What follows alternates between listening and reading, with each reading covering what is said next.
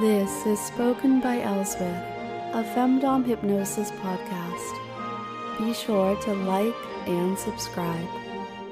Plus, visit my website for sessions too intense to be included here. Visit my Patreon to collect your free codes for sessions.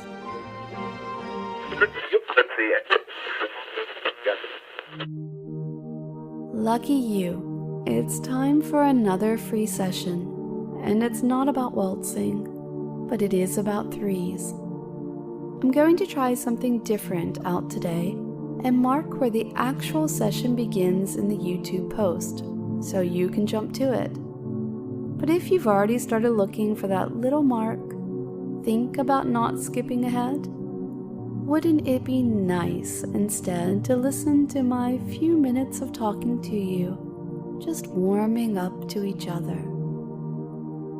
So this one is for the more experienced listeners. So if you've just found me, be aware that listening to this again in a month or two, it's going to provide a different level of experience. Assuming, of course, you listen to more of my material in between. Beginners are welcome to give it a go. It's not like I'm going to be popping by and shutting it off, right? But be aware this session involves crawling.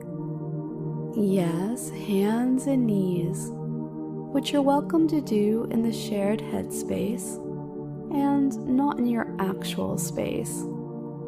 It also involves being tugged along on a sensory journey, which constantly takes you deeper. So please allow for plenty of wake-up time after the session. For many of my experienced men, this will be a very deep trance. There is a post-hypnotic suggestion included in today's session. It's a simple mental exercise that will please me, and we know you enjoy pleasing me.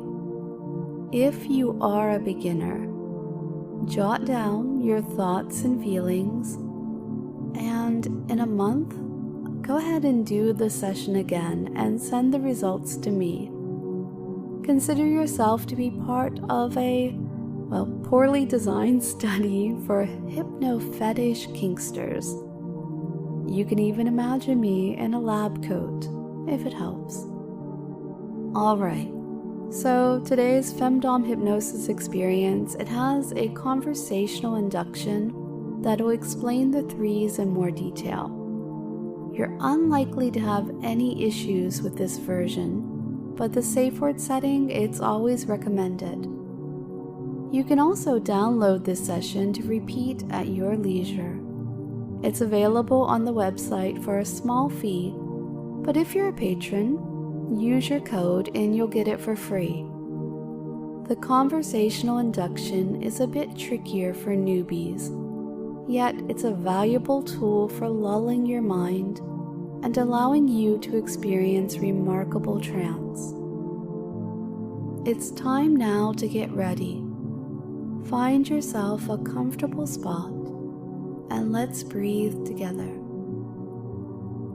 Are you sitting? If not, that's step one. You can go all out and stretch way out, like you're waiting on your portrait to be painted. Whatever's comfortable. Just keep your eyes open. Yes, open. Find a spot that you can focus on. Got it? Good. Now, just to keep it fun, you can't use that spot. Pick another spot to focus on and keep that one. And hey, don't be a cheater. For breathing, we're keeping it simple, since I've already dragged you through keeping your eyes open and choosing 2 focal points. I want you to breathe in deep. Truly focus on that breath expanding, filling, seeking, And when you've hit the max, take that pause. Feel the fullness before exhaling fully. As you exhale, see that breath sweep away all of the debris, everything that's gathered in you since our last session together.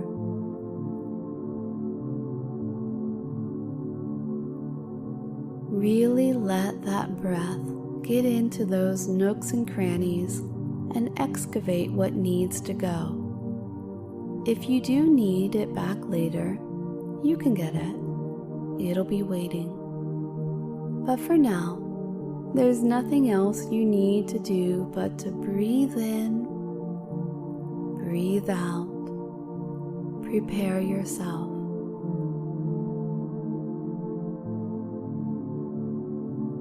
So last week's Kneel by My Bed session, it was rather improvisational.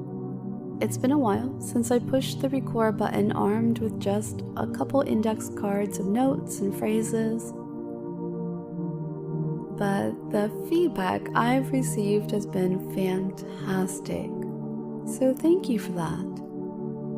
And if you've looked at my Amazon wishlist recently, you might have realized that I filled it up with a lot of Magic the Gathering cards. I don't know how anyone became convinced that I would be a good candidate to teach this game. Teaching, I'm fine with. I think I'm rather personable too. Don't you agree? Don't you think that you're conditioned to agree by now?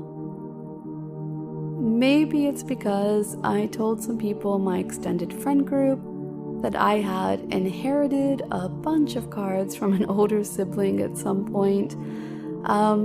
Plus, I do like to play some different games here and there. I enjoy board games. Quite a few of you know that there is just one multiplayer online game that I play poorly. If you don't know, then shame on you for not paying better attention. So anyway, Magic is one of those games that it's fantastic to play, but it does feel like you're immersing yourself in this entire culture of trying to learn the ins and outs of the language. The upside is it makes it a nice social game as long as nobody's doing too much tryharding. And the group and the environment where I'm teaching it is for it to be this social experience. So thank you to those who have supported that. I really appreciate it. It just means that I'm able to have these cards to give to other people so they'll each have decks and such to play with. Promise, I'm not trying to go pro or anything in the Magic the Gathering scene. That is never, ever going to happen. And as well, thank you to a dear one, a returning patron who sent me a couple of Amazon gift cards as a thank you. I say a couple, but it's a mess of them, which again, I appreciate, and an admission that they didn't know which Magic cards to buy. Now, don't you know why I put so many up there on the wish list? It's because I wasn't sure what to get either and decided to put the job of researching all of that to my lovely, often somewhat nerdy listeners. So, if you do play Magic, take a moment to look at my list. Let me know if there's something I should take off or put on there, and I'll put those gift cards from PS to good use. Are you still breathing? Are you still looking at your focal point? You should be. Also, I need to give a shout out to my new followers from Germany. I love knowing where you are in the world. And most people, they're not shy about sharing. Well, it appears that I'm gaining quite a following in that area. So do me a favor. Let me know which city has the best Christmas market. And finally, thank you for the hypnotherapy feedback. It's thrilling to know that many of my listeners have found these useful. If there's a certain topic you want or need covered, send me a polite note.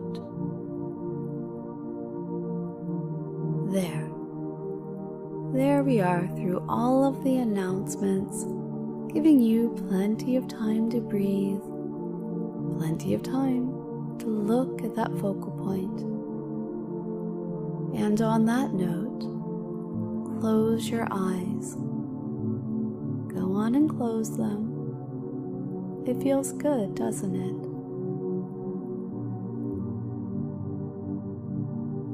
Brains didn't evolve for rationality. They did not evolve for you to think or to perceive the world accurately.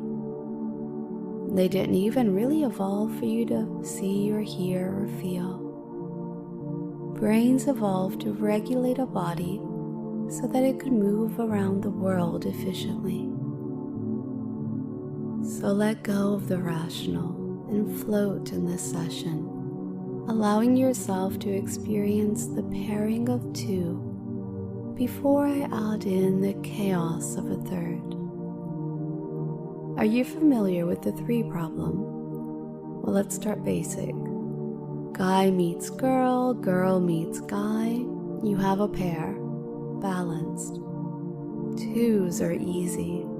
Think of all of those salt and pepper shaker pairs all over the world. But maybe our pair orders a board game unlike any other. You are familiar with the gameplay session, right?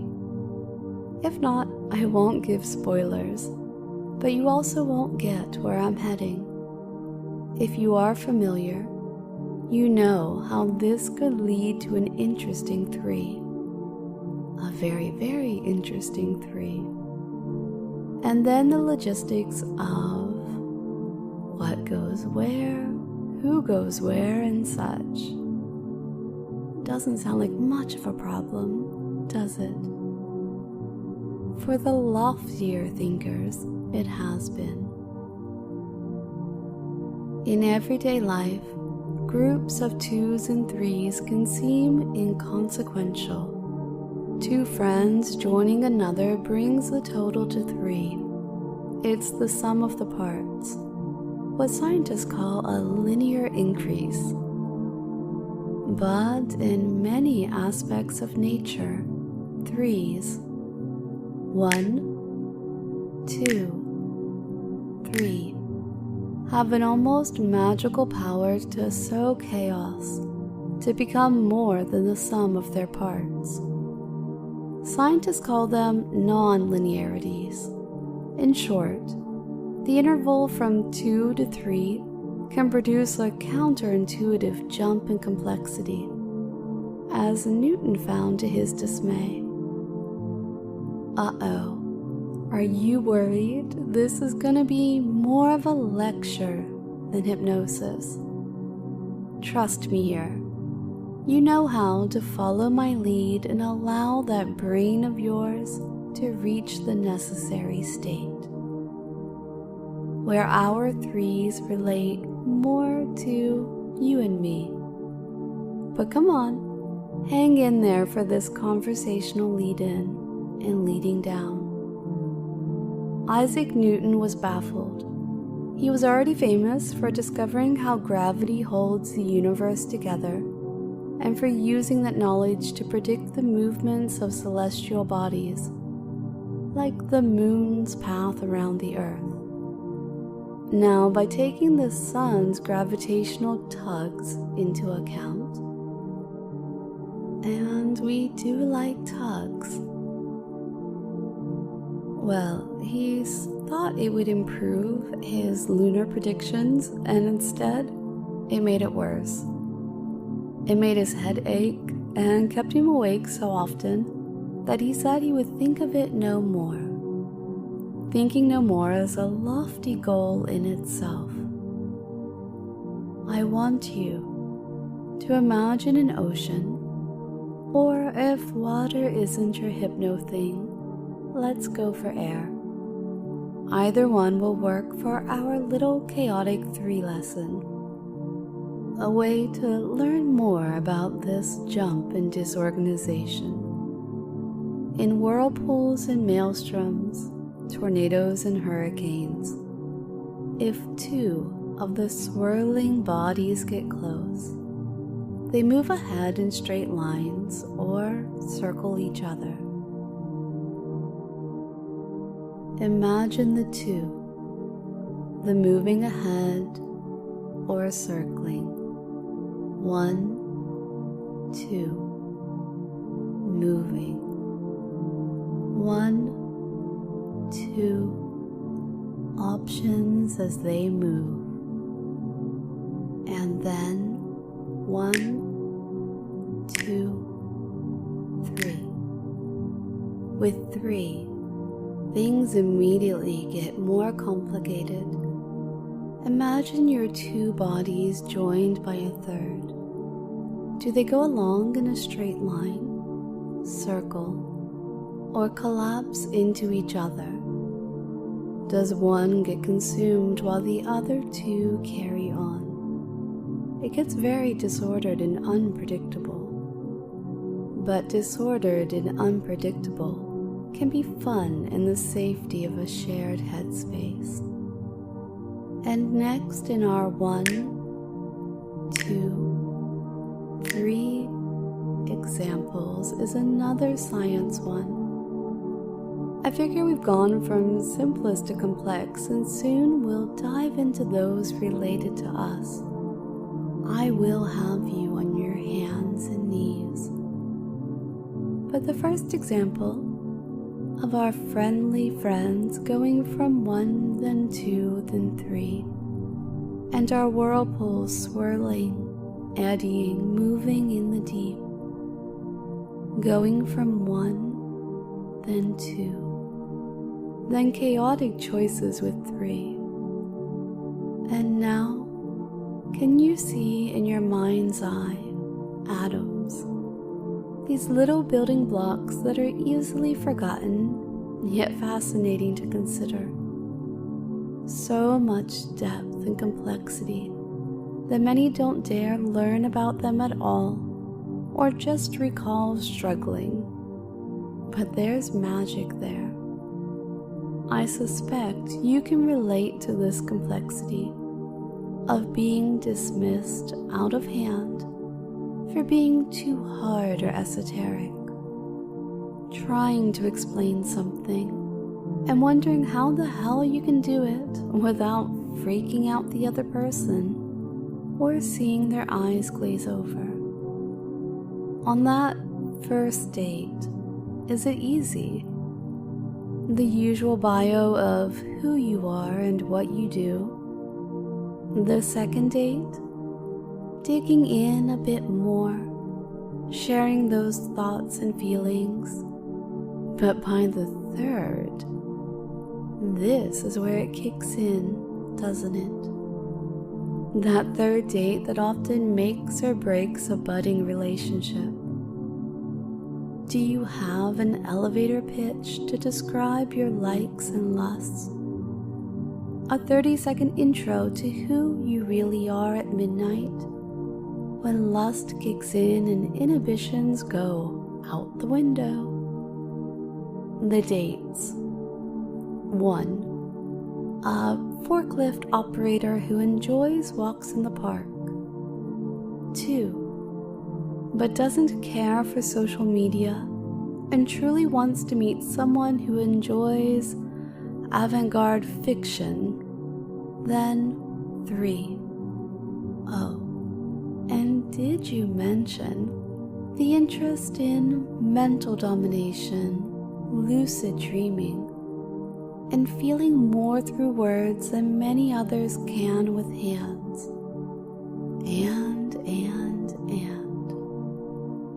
Atoms illustrate the complexity jump.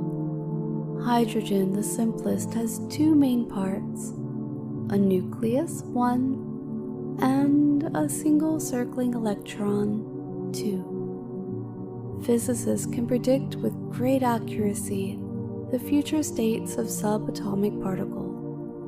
1, 2, 1, But helium, the next larger atom, has 2 electrons.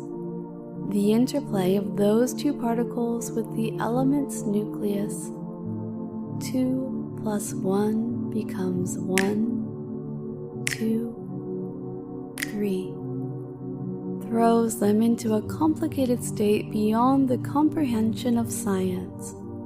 There's no exact solution. You can't find out what's happening to their behavior, their location, or anything else. It doesn't scale. Things get chaotic. Perhaps it's seen in 1, 2, 3 maids. 1 is all about her duty, and number 2, she's there for entertainment. Less practical, yet very functional. And 3? Oh, he's chaos, isn't he? Duty perhaps keeps him there, and there's no doubt his blushing, stammering, and utterly uncomfortable sense of self adds much to the entertainment for others. 1 is easy to describe. 2? Simple to enjoy. But 3 is as tricky as that 3rd date to navigate, as tricky to describe to those on the outside. How do you describe Prissy?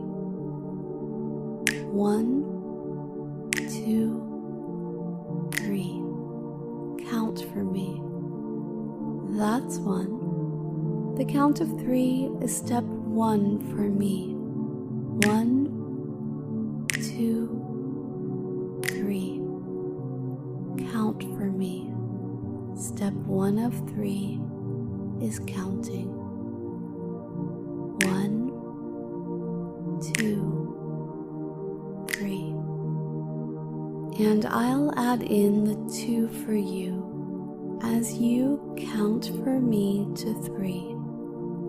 Each count brings the familiar sinking.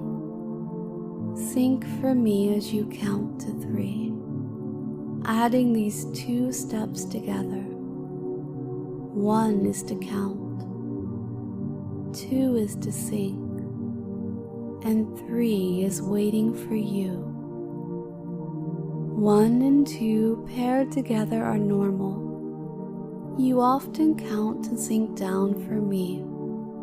Down while counting is normal, easy. You started sinking the moment I started counting and snapping ages ago. And already you feel as if you're just about as far down as you can go. Yet you obey, and you sink for me as you count to 3. 1, 2, 3. Yet there's a third thing that you will do for me, and my dear, that is the problem with 3s. You can count and sink and sink and count for an endless amount of time. It is the 3rd that I'm adding that will stretch your abilities and flood your senses.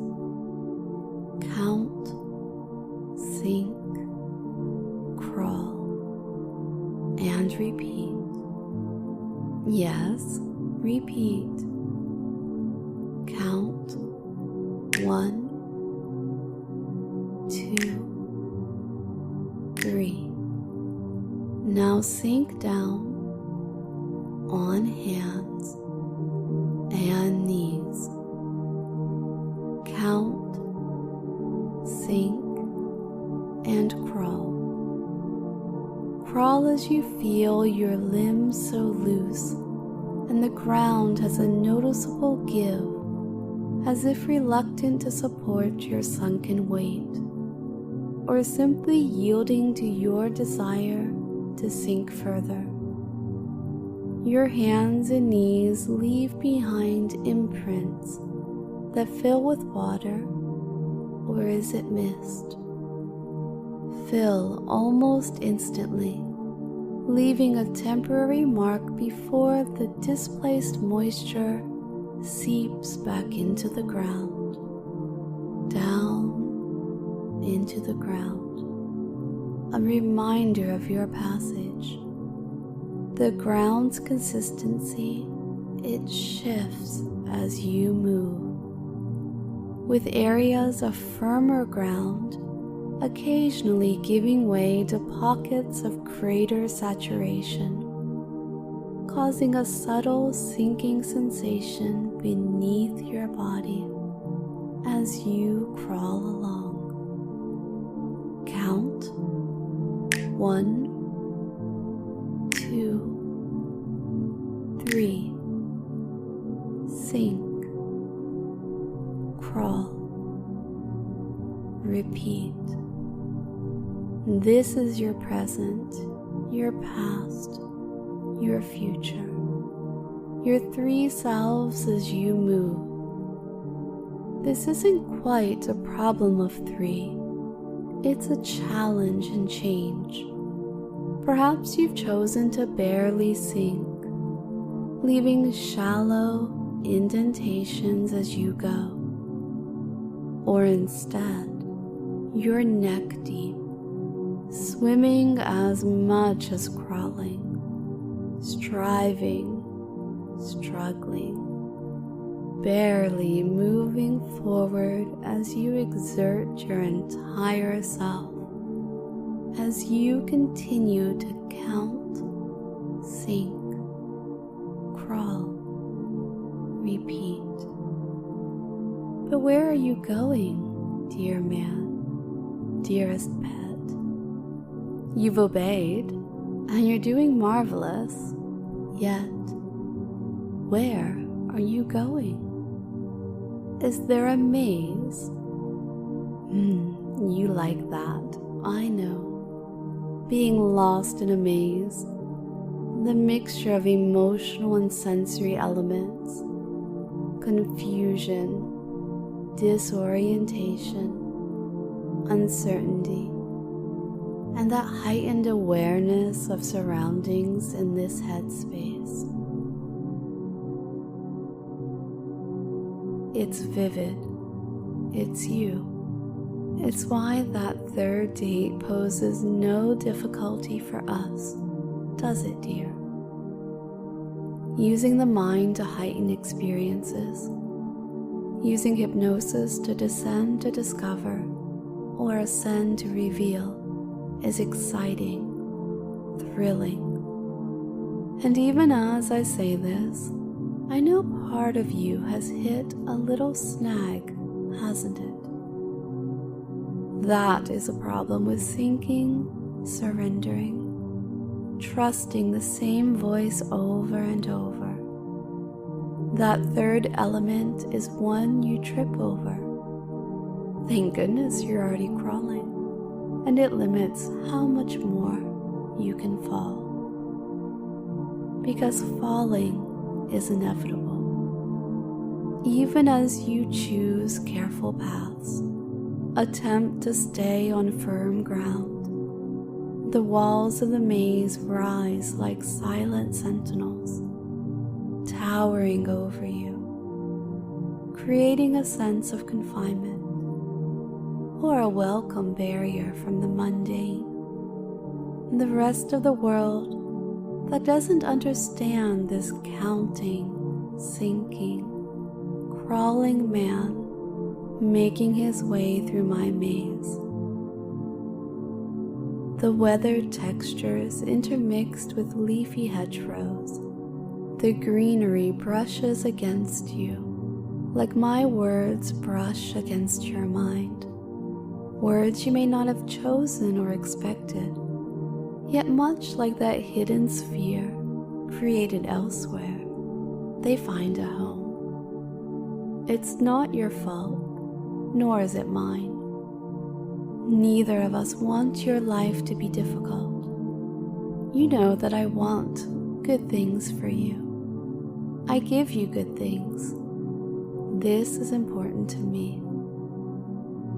Do you see places rubbed by countless fingertips, lost wanderers before you, hinting at stories of frustration, uncertainty as they make their way through the maze? Occasionally, a fleeting sound echoes from a distant footstep, a rustle of leaves, or the murmur of your own breath, reminding you that you're not entirely alone, yet the source of those sounds remains elusive. Much like your initial desire to remain impartial, neutral, to not have words repeat in your mind at random moments, or find yourself comparing coins, waiting for the opportunity to flip one and choose right or left, yes or no, release or frustration, denial. Your token that you take with you. It's all theater, isn't it? Just words in your ear spoken from my lips, created in my mind to find a spot in yours. You're counting, sinking, crawling in a maze of my creation, yet you're free. And you know that hearing me say that, it brings together more chaos than any amount of electrons or tornadoes or gravity pulls ever could. Happiness is yours. There are no choices to be made, not really, just the moving forward. You've even found yourself naturally choosing this path or that as you move through this maze, almost leisurely at this stage, body and mind restoring themselves as you've taken this break. But I have a secret. If you are able to complete my maze, you will find at the end a treat for you. 3 boxes sacked, and you already know that you can only choose one. Your coin won't save you here. You will need to decide. But you will find the longer it takes you to move through this maze, the fewer boxes you will choose from. Are there 2 others racing you through?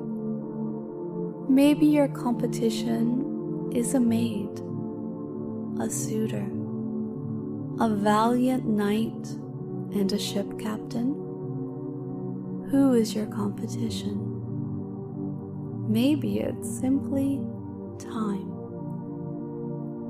Move, crawl, sink, count. With each turn you take, a sense of déjà vu can set in. The passes seem to repeat themselves, blurring your sense of direction and heightening your awareness of the ever-present possibility of retracing your steps. As minutes morph into hours, can it be hours? Your thoughts vacillate between a determined resolve to find your way to the reward and a creeping anxiety that gnaws at your confidence. There will be nothing left for you. Perhaps you should go faster. The lighting within the maze is inconsistent, with dappled light filtering through the breaks in the foliage above, casting shifting patterns of shadow and light that create images of their own. memories of other times that you've been this deep. Don't you want to savor a few? Watch them play out on the stonework.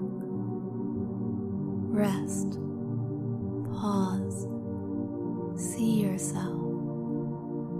The dynamic interplay of light and shadow adds to the illusion of movement within the walls themselves, as if the maze were alive, conspiring to keep you ensnared within its grasp.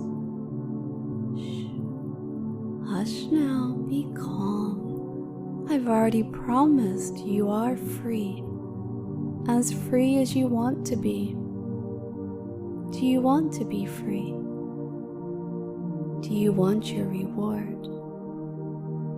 Perhaps you should go faster.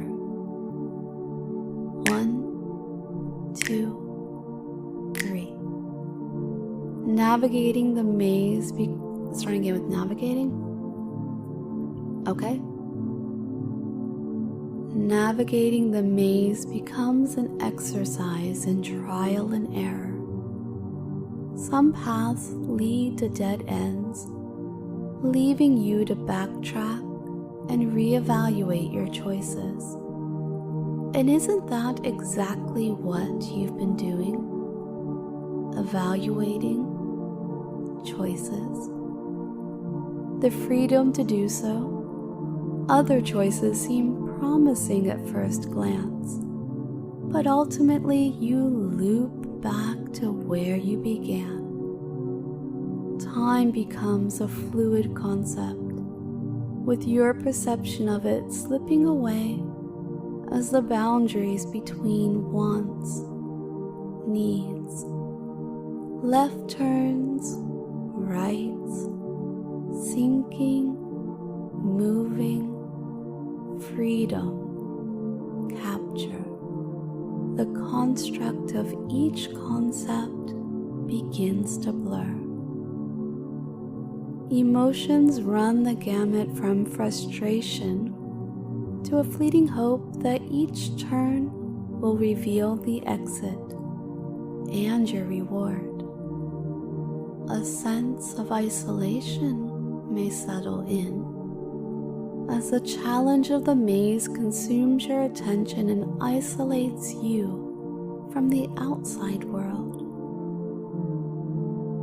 The monotony of stone or hedge walls and the echo of your hands, knees, other footsteps can play tricks on your mind, fostering a sense of solitude that heightens the intensity of the experience.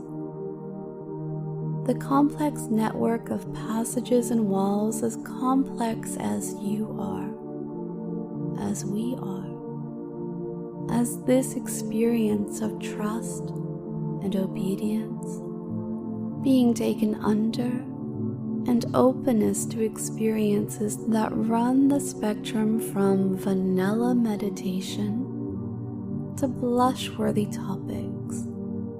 You know, the things that only your 1 a.m. lust-filled self might willingly confess to another soul. I lead, you follow. You inspire, I create. You navigate this maze and choose the corridors, and sometimes you brush up against something unexpected. Something you wouldn't have chosen, yet the idea continues to swim and swirl around you, sometimes barely able to be seen, and other times it practically blocks everything else from view. But have you forgotten the 3 chests? Perhaps you should go faster. Or do you feel torn? Feeling torn on decisions is part of the human experience after all.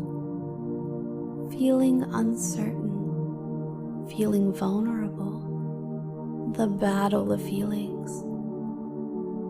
Your heart might pull at your chest, sending waves of longing and excitement, while your mind might manifest as a constant buzz of analytical thoughts that refuse to quiet down. It's as if your emotions are speaking in two different languages, yet both are equally powerful and meaningful.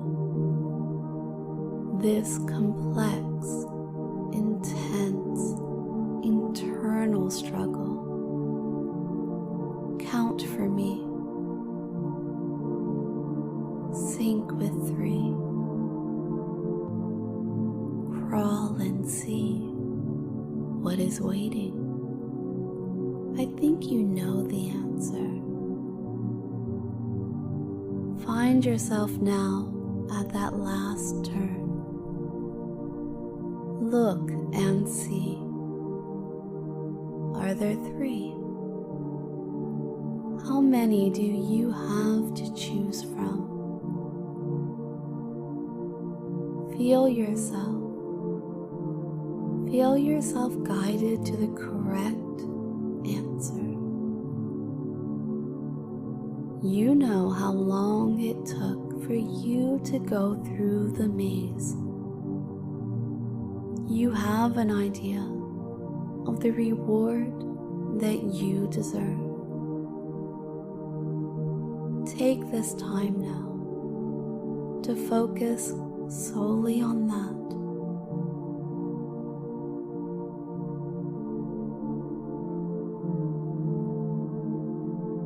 And after you've had plenty of time to consider your reward, to see the number of chests, to choose one if one is available,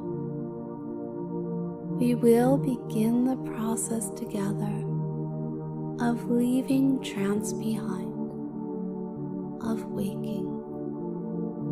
But I don't want to rush you or rush this moment.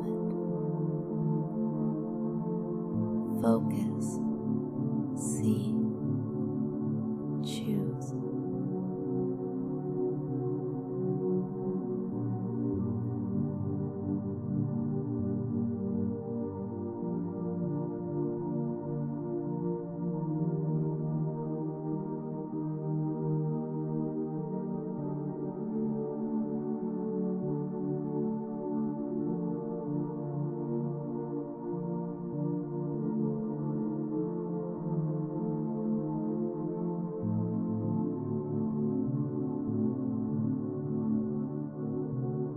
You have gone so deep for me today, so deep into trance. I am going to help you wake now, but we'll do it slowly. I know that after a session like this, it takes a while to get your bearings again. 1. See the maze begin to fade away.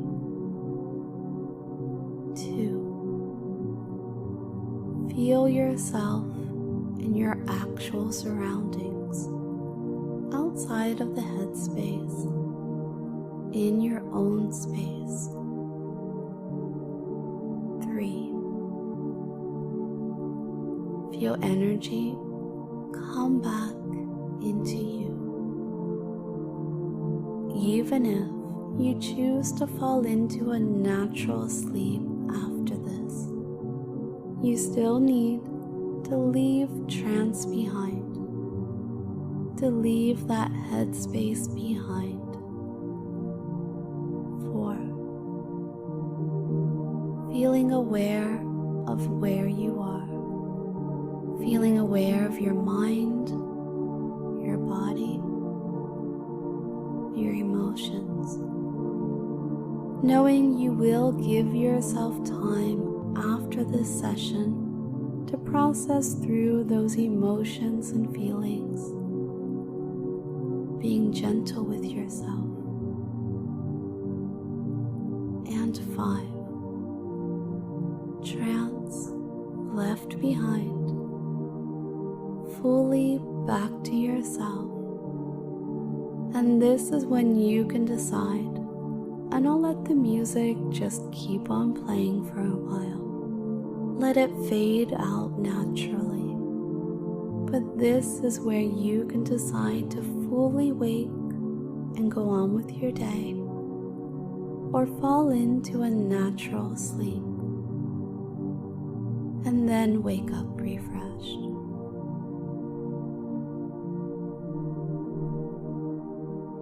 I'm looking forward to hearing how many chests you found at the end, and what you had waiting inside for you. If you found nothing, maybe you need to do this session again, and perhaps you should go faster. You can download this session on the spokenbyelswith.com website and receive the session only, available for unlimited downloads and added to your personal library. Don't forget, if you're a beginner, I expect to hear from you in a month. Jot down those thoughts and feelings to compare the before and after